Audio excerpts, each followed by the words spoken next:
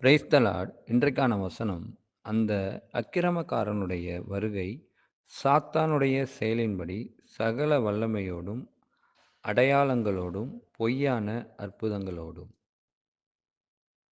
பொய்யான அற்புதம்னு ஒண்ணு இருக்கா? அற்புதம், அடையாளம்னாலே அது நல்ல விஷயம் தானே! பொய்யான அற்புதம் எப்படி வந்தது? கண்டிப்பா இருக்கு. உண்மையான அற்புதங்கள், அடையாளங்களை விட அதிகமான பொய்யான அற்புத அடையாளங்கள் இருக்கு. இத நாம முதல்ல கண்டுபிடிக்கணும். ஆனா, இப்ப நம்ம என்ன பண்றோம்? அற்புத அடையாளங்கள தேடி ஓடுகிறவர்களா இருக்கிறோம். எங்க அற்புதம் நடக்குது, எங்க அடையாளம் நடக்குதோ உடனே ஓடிர்றோம். ஆனா, அது உண்மையானதா, தேவனுக்கு ஏற்றதா, இல்ல பொய்யானதா, அத நாம பகுத்தறியறதில்ல. இந்த வசனம் அத தான் சொல்லுது. நாம பகுத்தறியணும். அத தெரிந்து கொள்ளணும். எது உண்மையான அற்புத அடையாளம், எது பொய்யான அற்புத அடையாளம் அப்படிங்கிறத பகுத்தறிந்து தெரிந்து கொள்ளணும் அப்படின்னு சொல்லுது.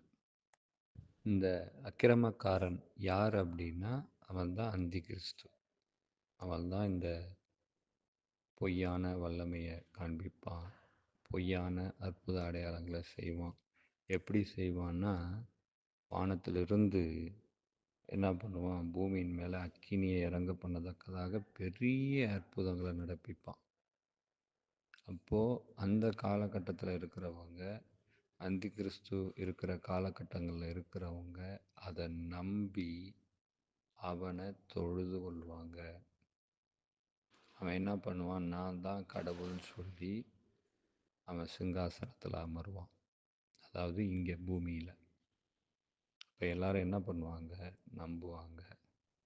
எல்லா ராஜாக்களையும் அதிபதிகளையும் நம்ப வைப்பான். என்ன, அவன் செய்கிறது உண்மையான அடையாளமா அப்படின்னா இல்லை, பொய்யான அடையாளங்களை செய்வான்.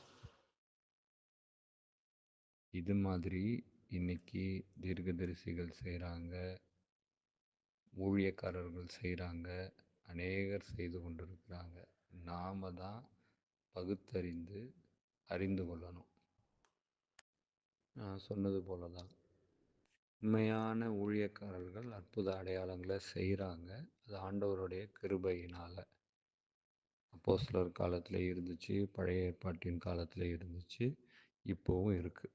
ஆனால் இந்த பொய்யான தீர்க்கதரிசிகள், பொய்யான ஊழியர்கள், அந்தி கிறிஸ்துவின் ஆவி உடையவர்கள் என்ன பண்ணுறாங்கன்னா, ஈஸியாக மக்களை வஞ்சிக்கிறாங்க.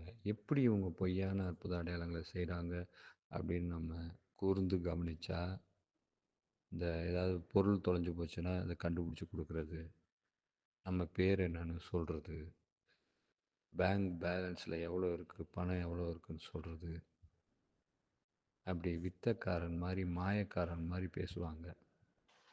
அங்கே இயேசு வெளிப்படவே மாட்டார். தண்ணியை திராட்சை ரசமாக மாற்றுறேன்னு சொல்லிட்டு தண்ணியை திராட்சை ரசமாக மாற்றுறேன்னு சொல்லுவாங்க.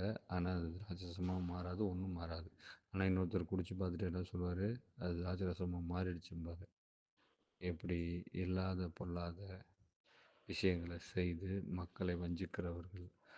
அதுவும் இது அதிகமாக வெளிநாட்டவர்கள் தான் அதிகமாக செய்து கொண்டிருக்கிறாங்க. இதை அறியாத ஒரு சில போதகர்கள் அவங்கள தங்களுடைய சபைக்கு அழைத்து இப்படிப்பட்ட விஷயங்களை செய்ய வைக்கிறாங்க. இது ஆண்டவருடைய அற்புத அடையாளங்களே கிடையாது. இன்னொன்று, அவங்க அதெல்லாம் ஏன் பண்ணுறாங்கன்னா, அவங்களுடைய சுயலாபத்துக்காக பண்ணுறாங்க. கர்த்தருடைய மகிமைக்காகவோ, கர்த்தருடைய நாமத்தை மேன்மைப்படுத்தணுன்னோ அதை செய்யலை.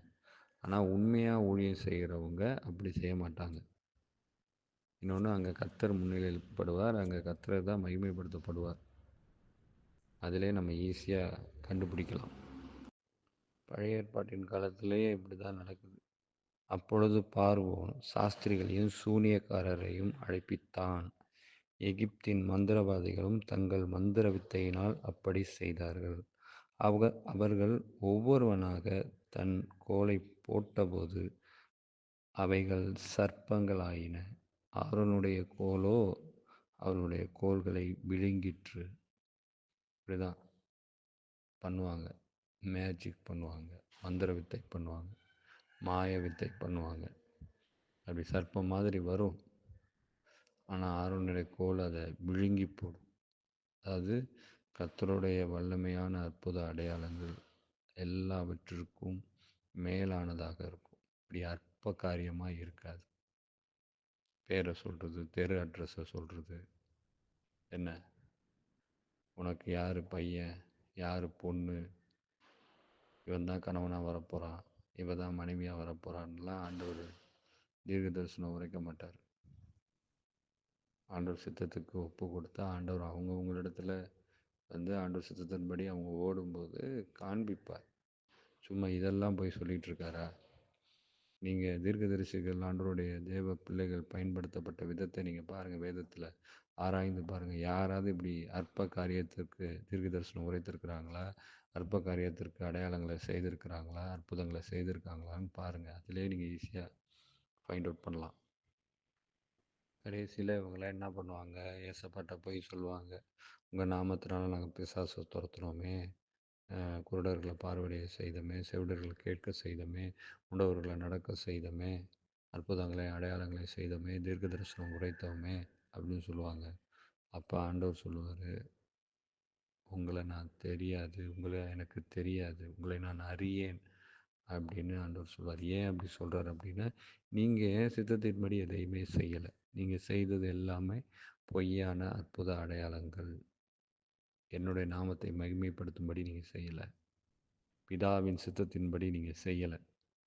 அதனால் நீங்கள் என்னை விட்டு அகன்று போங்க அப்படின்னு சொல்லுவார். அதனால் நாம் புரிந்து கொள்ள வேண்டியது, இப்படிப்பட்ட பொய்யான அற்புத அடையாளங்களை முதலாவது கண்டுபிடித்து அவர்களை விட்டு விலகணும்.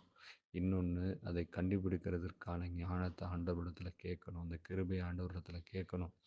இல்லைன்னா நாமும் அவங்களோட சேர்ந்து வஞ்சிக்கப்பட்டு போவோம். காதுள்ளவர்கள் கேட்க கடவர்கள். ஆமென்.